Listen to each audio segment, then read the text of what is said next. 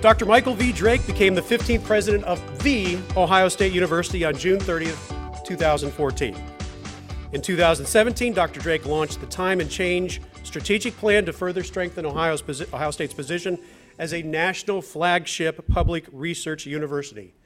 And that plan set forth 5 areas of focus: teaching and learning, access, affordability, and excellence, research and creative expression, academic health care, and operational excellence and resource stewardship.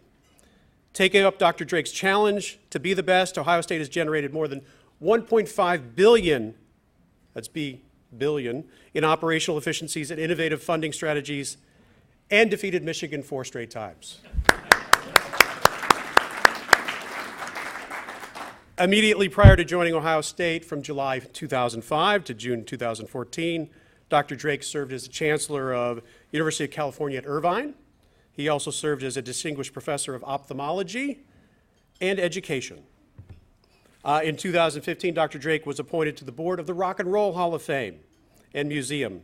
He has a lifelong interest in music, plays guitar, and teaches an undergraduate course in music of the civil rights movement. He is a native of New York City, but he's always maintained a fondness for Ohio, where his mother grew up and graduated from high school in Youngstown. He and his wife Brenda have 2 grown sons and 4 grandchildren. So please offer a warm Rotary welcome, Dr. Michael V. Drake. Thank you for that. I did notice the sort of the color scheme of the napkins, and it threw me off a bit when I got here. I thought,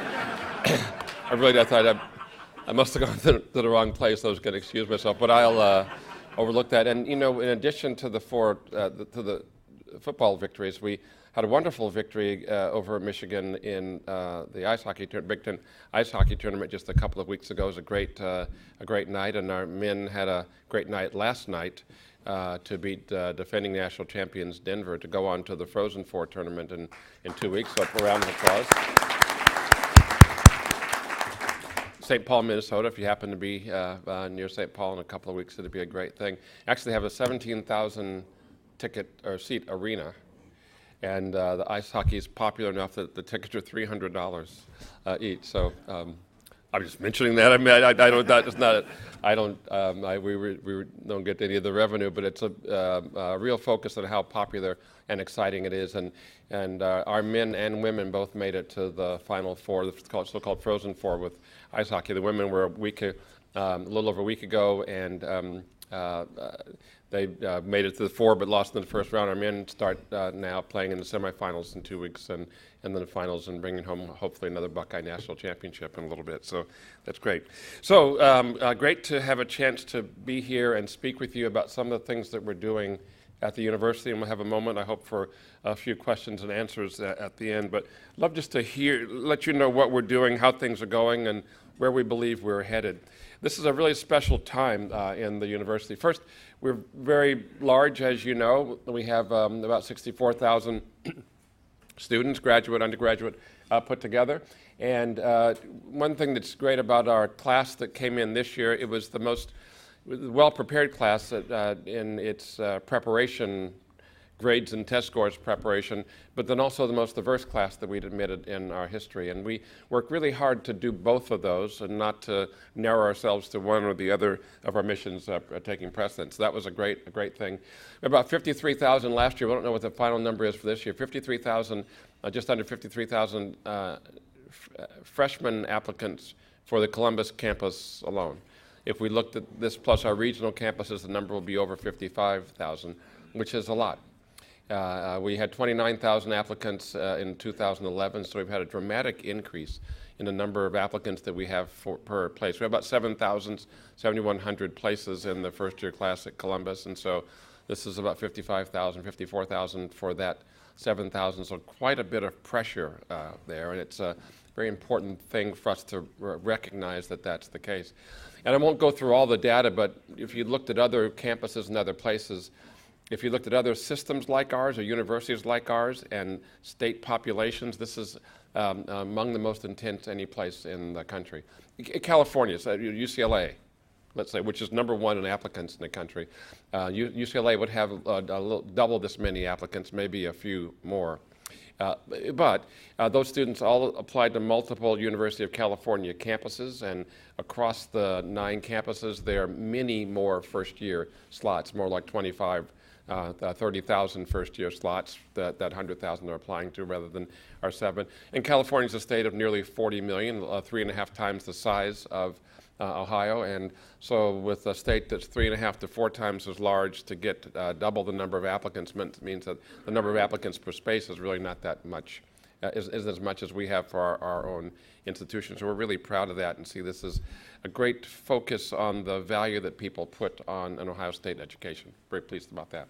Another thing is that then our students are doing great. 94% first to second year retention, the highest it's ever been. That's terrific. We have a 62%, and it will be higher this year, 4-year graduation rate, and an 83% overall 6-year graduation rate, which is the one that we really look at. Our 6-year graduation rate 20 years ago was about 60%, and so it's gone up dramatically there. And so we're really now a place that I say at convocation to the students, look left, look right. Anybody hear that when they started school, look left, look right? So a few people heard look left, look right. And when you heard look left, look right, they'd say, well, somebody's going to be gone. And now we say look left, look right, look all the way up and down, left and right. And 19 out of 20 will be here next year. These are the people you're going to know for the rest of your life.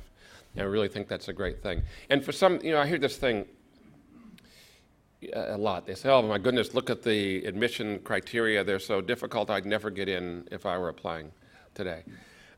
And the truth is there's been a change, and that is that it's much more difficult to be admitted today than it might have been 20 years ago.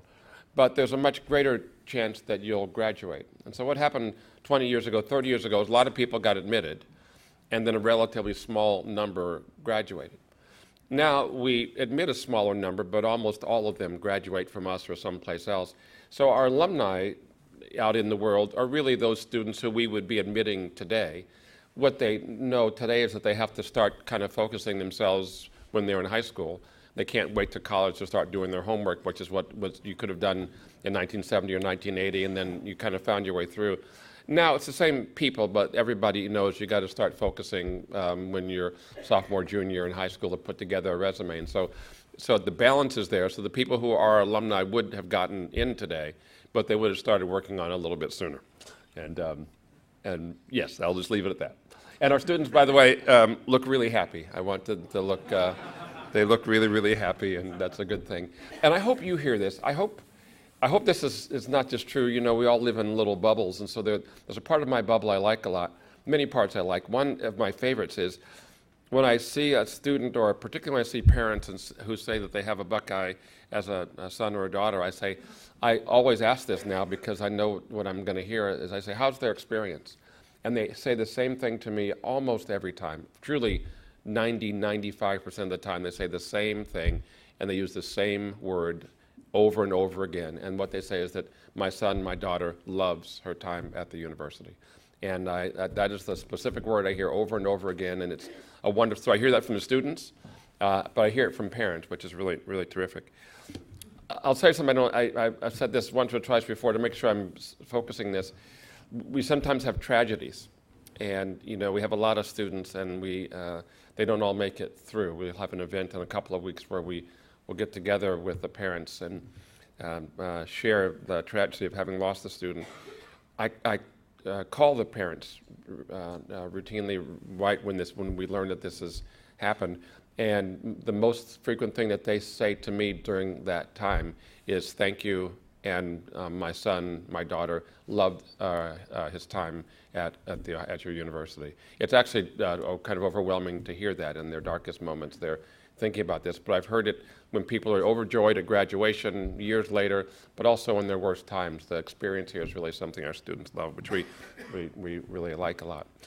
We completed a strategic plan our board approved last August.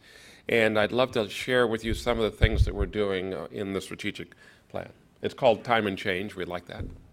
So and let me just, so you'll see here, there are, do I have I'm an academic ophthalmologist. If I have a pointer, yeah, I can use a laser. I have to charge you if I use a laser. As an ophthalmologist, we learn that every time you push a laser, never mind. We have five pillars, and let me just touch on those very briefly. So first, teaching and learning is one of our first pillars. This is interesting. Teaching and learning are fun. I was thinking about this morning. I'm going to say something to you. It's a little different than what I have been saying to people before, because I've found a need to maybe explain this a little better. Teaching and learning are fundamental to universities. Every university does teaching and learning. It's the first thing that you do. And so when we say that we're going to have a strategic plan that focuses on teaching and learning, some who I would say I'm an ophthalmologist, so I would call this myopic, who could see the way things were, think of that strategic plans are for fundamentals or for strategic special change. And teaching and learning, that's just normal business as usual. That's what you do. What's true is that the most profound strategic change that we can make is by changing the fundamentals of what we do. It's overwhelmingly challenging. It's not considered by most people because it's overwhelmingly challenging to change the nature of what you do and to make it better. We have a chance to do that at the scale of Ohio State. A program can do it, and this has happened lots of places where there'll be a program in a department, or sometimes a very small school will think about, gosh, we can do this and make it that we elevate this. Our goal is really to change teaching and learning on an institution-wide basis and make it normal to do it better. And how we'll do that is by making better use of the mounds of data that exist about how to teach better, teach adults better, how to do better adult teaching. One of the things that we do, and I'll be real specific about this, is we select outstanding students, we put them near really outstanding faculty, we stir it up, and we watch, and then great people come out the other end. And we applaud them. We congratulate ourselves, and we applaud them. Everybody does this. If you go to I was at Stanford last week. I'm a Stanford alum. I was at Stanford last week. What Stanford does is they make it impossible to get in. They pay the faculty a lot. They have great people doing great work. They have outstanding students. The students come having careers, have worked their whole lives to be great. They're great there. They leave, and everybody applauds. And so what a wonderful thing we did. Do they look much at whether or not they did as much as they could to improve the capacity of those students to do even better? Do they grade themselves on those kinds of things? Nobody does that. And you don't do that because you might not, if you have wonderful people doing great things and applaud, then you get great results. Everybody's happy. It's a good thing. That's cool. Is it the best that it could be? You don't need to ask that because it's terrific. And we would like to be a little more introspective. And we've done this in medicine the last many years. Started in the 1990s where we actually got data on patients.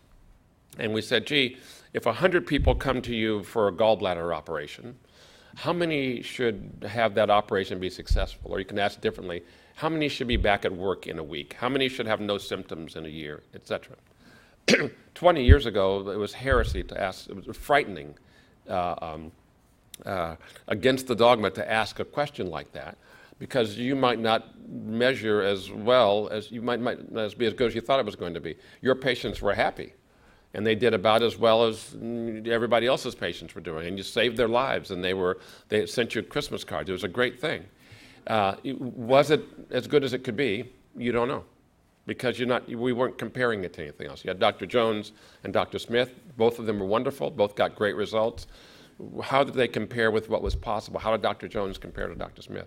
So that's not done. It wasn't done in medicine. And then with data analytics, we began to be able to compare hospitals to hospitals, states to states, doctors to doctors. Everybody's scared of it at the beginning, but now everybody doing much better because you learn what can be done.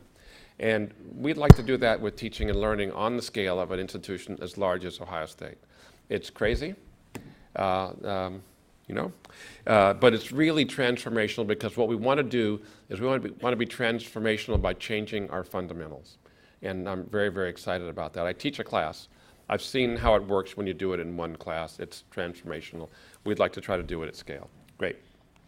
Steve Jobs was somebody who looked at transforming things that we were doing in an ordinary way and said, gosh, how can we make the way that we do things better? And think of the things that they did that were transformational, like change what a telephone was.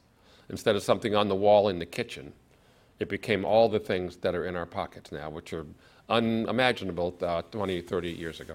So we believe we can be transformational in fundamental ways. This is my class.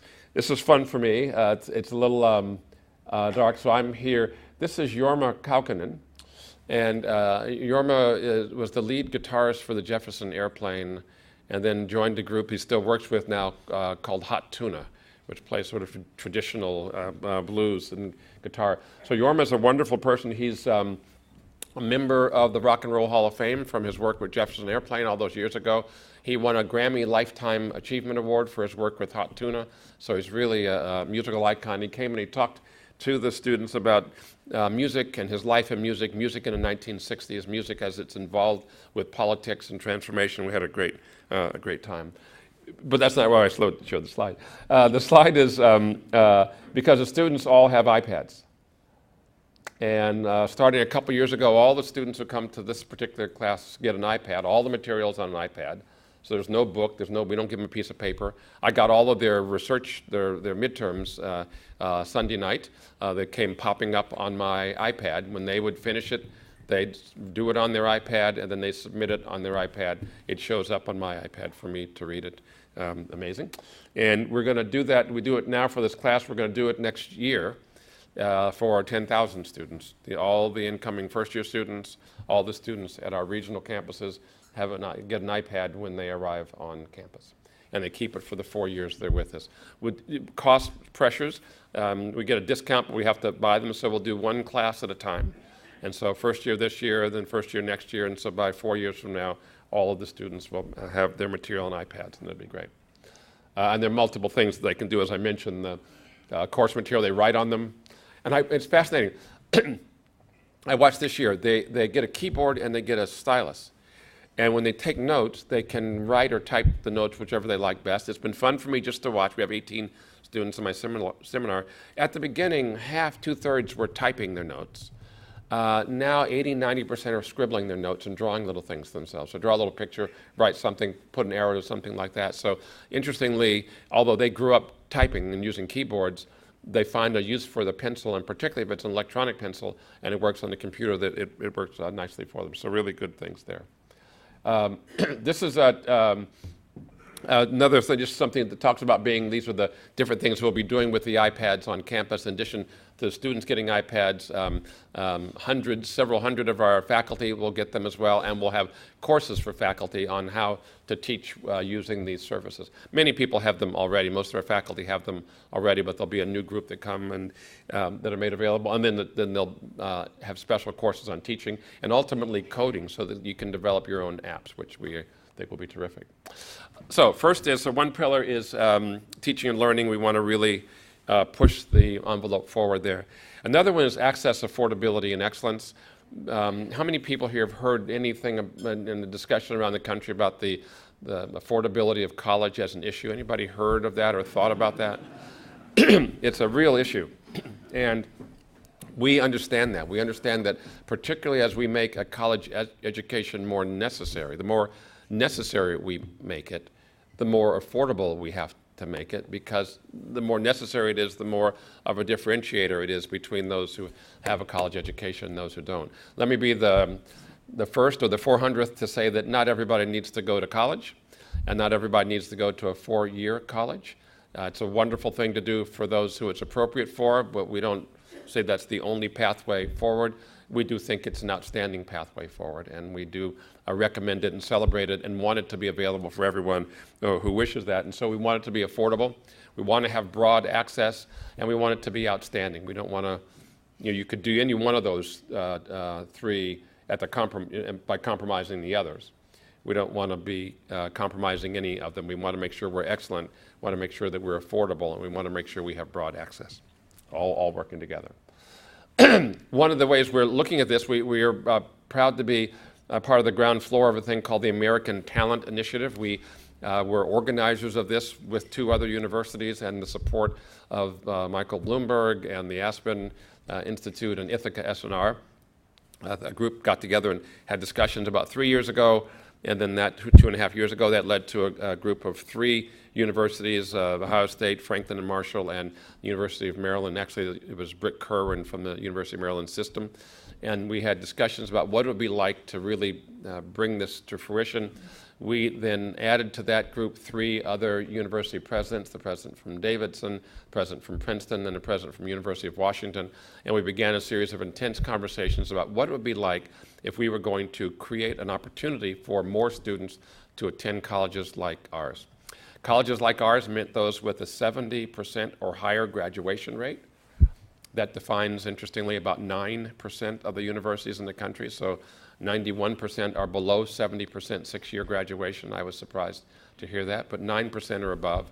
And we find that students, whoever they are, when they go to one of those universities, of which there are about 275, when they go to one of those universities, they're more likely to graduate than when a student just like them goes to a university where the graduation rate is lower. There's a bike path along the river here, and I do this for fun. And I find if I'm riding along by myself, thank you, if I'm riding along by myself, I ride about 15 miles an hour. It's kind of how fast I'm riding. If one of my friends comes along who's riding at 16 or 17 miles an hour, I can just ride 16 or 17 miles an hour and keep chatting with them just the same. One of my friends comes along who's riding about 14 miles an hour. I have no problem slowing down a bit, and and that seems like normal as well. And our students are like that as well. So if they're going to a place where everybody's graduating, it's moving forward, they tend to do that. If that's not quite as high, then and their big data showing that this is the case. So we wanted to create an opportunity, and the data would show us that there were about 50,000 students at any given point in time that were attending colleges or universities that weren't as competitive or weren't in college at all that were qualified for and looked just like the students on our more competitive campuses. So 6 of us got together at the beginning and noticed that, I said Ohio State, Princeton, Davidson, University of Washington, so it's all over the country, small, large, private, public, got together, invited some friends to join. We had 30 founding members. We had 40 at our initial meeting a year ago, February of 2017.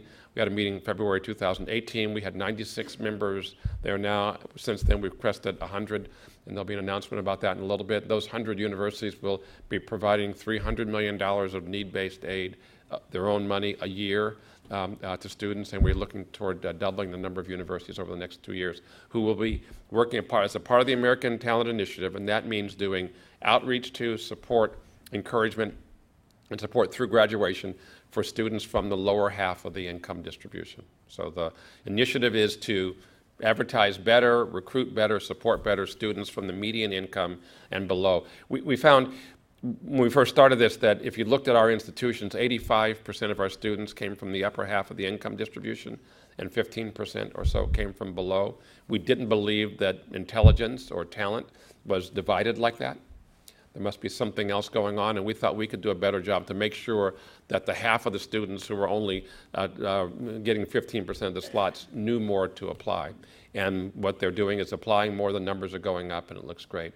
And we go from Caltech, who's a member, with about 1,000 undergraduate students, to Ohio State, but we also have University of Texas.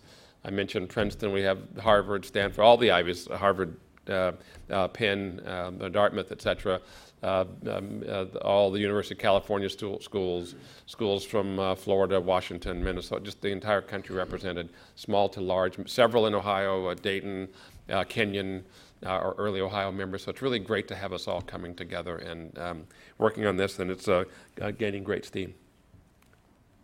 We all, focusing on here, what we've done 2 things. One is that we, using institutional funding, are going to be able next year to close the gap on funding for median income Ohio students to meet the full cost of tuition. So you have a Pell Grant, you have an OCOG grant, and then there's a gap. So if you're at a median income Ohio family or below, we will fill the gap so that the tuition costs will be $0 to you. We're not the first to do this. We're the first to have the university do it. The states have done it in other places. We are the first to have a specific university meet that gap.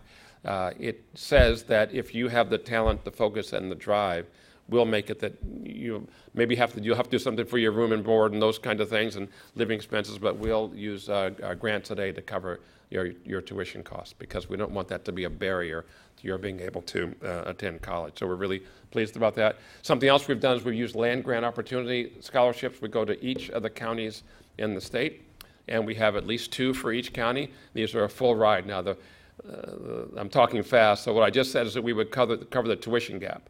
And tuition's about 1/3 of the cost of going to college. And so that still leaves quite a lot that needs to be funded. We work with students to help that be the case. For our land grant opportunity scholarships, we cover the whole cost: tuition, room, board, books, incidentals, et cetera. And we do that for 2 outstanding students in each county to make sure we cover the state fully and broadly. And that was great. I'll say these things more quickly. They're really, really important, but I will say them quickly because we don't have all day. Research and creative expression. We're a research institution, so research and creative expression are critical to what we're doing. Nothing that I've said should seem like we're in any way moving back from our focus on research and creative expression. We do this in many ways. Smart Columbus and Columbus Transportation are things we're working on. We were proud to be a part of this. This is the Buckeye Bullet. How many people have heard of the Buckeye Bullet? All right. We'll zoom past it. You can see it's at the salt flats. I mean, the rear wheels here on the trailer are salty from the salt flats. The world land speed record holder for an electric-powered vehicle, about 350 miles an hour. Pretty amazing. And here's some of the other things that we're doing. This is we were working. This is actually working with American Electric Power in Ohio State to reclaim land that's been used for strip mines by taking the byproducts that are inert, filling in the hole, and then I was going to say paving it over, but putting soil over the top and allowing the forest to grow in and reclaim the land and turn it into parkland, which is great. This is our Stone Labs project, also a different type of research there. This is marine biology and working with fishes. There are lampreys in that tank, which was about the ugliest things I've ever seen. Oh, this is actually great. This is when we went out to the wild animal park. So I was in Rwanda last year. I was also in eastern Ohio, and it looked about the same. It was great. That's a wonderful animal. So this is so here we have Ohio, and there we have Rwanda. You see the OHIO. You don't see as clearly the gorilla here. So maybe the OHIO is not formed really quick. We were forming it pretty quickly, so we could get it. But this is one of the gorillas. And this is my wife. This is, I think, that's Tom or Jack. I can't see which one from where I am, but Jack Hanna and Tom here I am. The fact that I'm at the rear of the group is only because I was being a lookout to make sure there are no gorillas sneaking up on us. I was scooped that. Academic, so that was research in broad areas around the world, multiple things still really important to us. The slide I skipped through was one in social work and social science, really important to us. Academic healthcare, really, really important to us. We have an incredible medical center, more patients, better outcomes today than ever before, more this year than last year, more last year than 2016, more 2016 than 2015. We continue to improve our efficiency and our effectiveness. It's really an amazing place doing wonderful things. I'm going to skip through a little video that comes up, so if I can, but we have fascinating things happening to help us be able to diagnose problems, to be able to treat problems, to be able to help people get back to health. And because we're a comprehensive university, we're doing a variety of things to keep people from getting sick in the first place. I skipped it quickly. That was great. Okay. But let me say it was really great. Loud music. You would have liked it. But I skipped this as an intro to our 20% year-over-year funding in NIH research last year at a time the NIH was flat. So really great recognition of our research scientists, 20 new funded research scientists this year alone. And the final thing that in our 5 pillars would be resource stewardship and operational excellence. So I mentioned teaching and learning and the focus we're going to have on teaching and learning. I mentioned affordability, access, and excellence, things we're doing to help support students, bridging that affordability gap on those people who don't have enough money to go to college, period, trying to keep our students from leaving with too much debt, really important to us. I mentioned research and creative expression broadly. That's the broad mission of a research institution. We're working on that every day, every minute of every day of the year. We're creating new things that are changing the world. That's incredible. Focusing on our academic medical center, one of the leading academic medical centers in the world, doing better every year than the year before and continuing to grow there. So really things we're doing that make a real difference to the lives of people in this community and beyond every day. All that requires money. And so one of the things we have to do is to work on ways to fund ourselves, but also make sure that we're not wasting money, that we're being very thoughtful about the way that we spend money, and to try to save and economize whenever we can. So our fifth pillar really is to be a paragon of virtue and being able to use our resources widely and to find new ways of funding ourselves. You heard a little bit at one of your prior meetings about Framework 2.0. This is what the university will look like in 7 to 10 years. All these ideas need a place to be, and we need to be that place, and we have to build forward to that. And then you've heard also and read perhaps about our comprehensive energy management project. This was something that we used to lease the physical plant that we had to distribute electricity to an international conglomerate who can do that more efficiently and more effectively. And then we can buy our energy through them. Again, we believe more cheaply and more effectively. And then, but we'll pay them a fee for doing that, which is no greater than the amount of money we were paying ourselves last year. And then because we're going to pay them a fee for doing that, they leased our equipment and gave us an upfront payment on the lease. So it worked out great for them. And what happened there is they had money that they needed to invest in something secure, and that turned out to be the Ohio State University. We have energy needs over the future. We needed to have a partner that helped us be more efficient and more effective. In the working together, there was a margin that we were able to find that actually funded them, allowed them to lease this equipment from us and to give us the lease payment all at once, and that was just over $1 billion, and we got a check from them last summer. If I say something like this to my colleagues, if you're all university presidents, I have to then repeat it, because you won't believe that it's true. No one's done anything like this before, and what it does is allow us then the opportunity to fund really impressive things in our strategic plan. We didn't need to own the conduit under our street to be able to be the best university we can be. That's not what we do. Somebody else can own, maintain, and manage that better than we can. And the money we were spending ourselves to do that, we could then use to invest in our faculty and our students and our staff. So we're very pleased about that. This is a different number. This is, many of you participate in this. Our students are interested in and focused on philanthropy as well. And so our students in their Buckeye-thon this year raised $1.6 million for cancer research, for pediatric cancer in particular. So we really love the idea of having the students involved in philanthropy and doing things that make a difference for the community. This looks great. You see the number and all this. I'll say that if I could fast forward that and it was 5 minutes later, then you see what really is the terrific part of this. The money is great and the research is great. 5 minutes after this, they're all standing right about there, hugging each other and crying because of the overwhelming feeling they have of being involved in something that does so much for other people. For many of them, for the first times in their lives as undergraduates, and so they're trying not to. Some of them cried then, as they then are thanking each other and saying what an experience it's been to do this fundraiser, and knowing that their kids and their families are there in the audience, they become overwhelmed with that, and we think that they become good funders for life. I'm almost halfway done, so we'll roll up. Just in case you were getting excited. I know I see you disappointed. Oh, no, but almost halfway. Really quickly, another thing we do, we have a thing called President's Prize. A donor generously funded this. We offer 2 prizes a year for undergraduates with outstanding ideas that are going to change the world. We don't tell them what they have to be. There's a committee that looks, they have a faculty sponsor, they submit, they get a wonderful prize. It's the best thing that we do for them.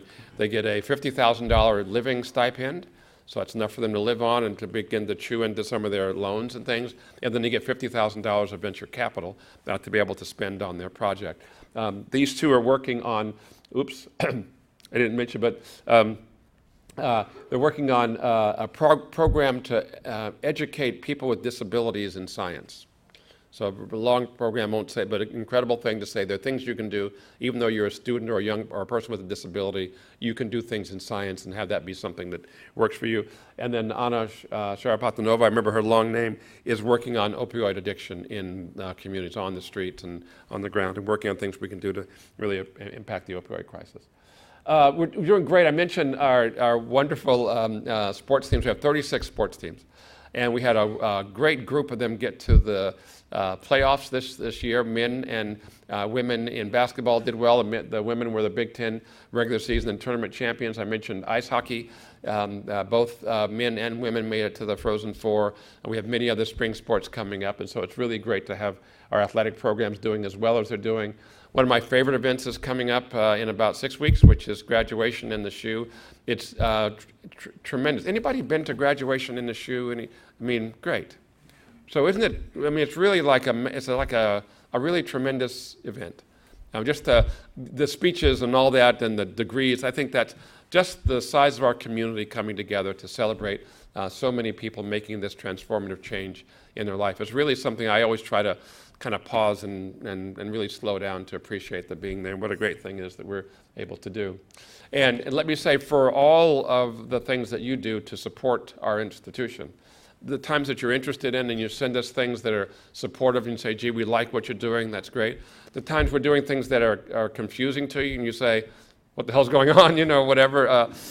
We appreciate all of the things that are reflections of your engagement in our community and our community's connections with our university. We're here for the broader community, and I just am, when people say, what's the best thing about your job and what's the biggest surprise, I say that the warmth and connectivity of Buckeye Nation is something that I could intellectualize before being a part of it, but it's something you have to really experience to feel. And this is a great community and a great university, and I look forward to many more years together. Thank you all very much. Yes, I have time. Yes, great. I know we had to cut off the applause so we have time for questions, but I appreciate it very much. Thank you, Dr. Drake. Yes. Tell us how, when, and why you moved from ophthalmologist to be president of a major public university institution. Yes, the question was, how did I make the transition from being a happy, successful ophthalmologist to being in a position like this? Many people ask that question, and they sometimes say, gee. And I'll give the real answer because it's the answer I give to students who are thinking about it or to people who are thinking about jobs like this. It was not ever much of a transition. That sounds strange. I was always involved in teaching and research, and then I got involved from doing my eye work, and I was a medical doctor, but I was on the faculty of a medical college, so I worked with teaching, was doing research all the time. I loved it. I was very privileged, but I also got involved in a little bit in how the institution was working. And that put me on a committee, and then after a while you become chair of a committee, and then maybe there's a commission. And so those things sort of led to different opportunities. And then I had a more administrative job, and then that more administrative job led me to being a part of the president's cabinet at the University of California system. That then led me to being a chancellor. And then I was working with college presidents routinely, and that led to this opportunity. What I say to them is that if I mention those jobs, I don't mean this to sound wrong, so don't hear it wrong, so please. So I didn't ever apply. No, none of the jobs I had an application that I filled out. They were always opportunities that came with somebody calling up and saying, here's something you should think about doing, or you've been nominated for, and look at this. And why that was the case, I believe, is that I tried to do a good job in whatever was in front of me at the time. And so what I tell students or anyone else is that you get your career path, you figure what you're doing, and then try to be the best whatever that is you can be. And as you do that with your eyes open, other opportunities come to you, and I think there never was a day when I said, gee, let me do something different or whatever. It was like I was walking, not quite like this, but there were open doors that I walked through, and then I'd be in a different room, and I'd continue walking, and then I'd walk through an open door into a different room. It's been terrific. I feel very privileged. Yes. Dr. Drake, with Dr. Caligiuri leaving and with Pelotonia being his big thing, Yes. and I know you've written it several times, Yes. and many of us have written it, will the university continue to support that function? Oh, I don't know. Yeah. I actually got a wonderful note a couple of days ago from a friend of mine who's the president of Wayne State University in Detroit. And he said, I've signed up for Pelotonia, so I'll see you there then. And I was in New York. Today's my 6-year-old now granddaughter's birthday, so she was my 5-year-old granddaughter yesterday. But I'm going to tell that the group applauded when I told her birthday. She'll like that. I got a standing ovation, actually, when I told her birthday. But anyway, my son's coming to ride, so I'm already signed up. And, it's the Pelotonia is about fundraising for cancer. Mike has gone on to the work at the City of Hope, a place that I know very well. It's a smaller but cancer entirely focused place. He'll be great for them. They'll love him and vice versa, so that's going to be great.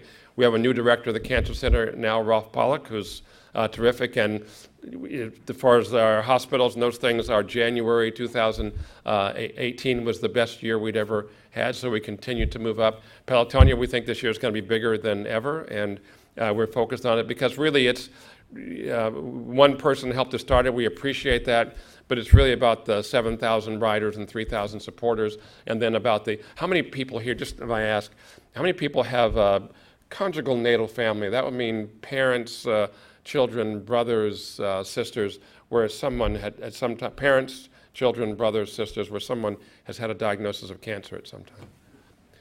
So this is what Pelotonia is about, really, right? I mean, it's about all of us who are here and all the things we're doing together to help with our partners here and at other places around the country to really put an end to cancer. And so I'll look forward to seeing you there in August. It's going to be great.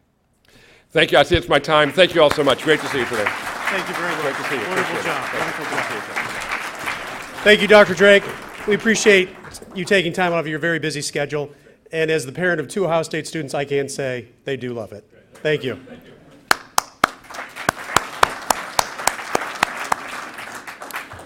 All right.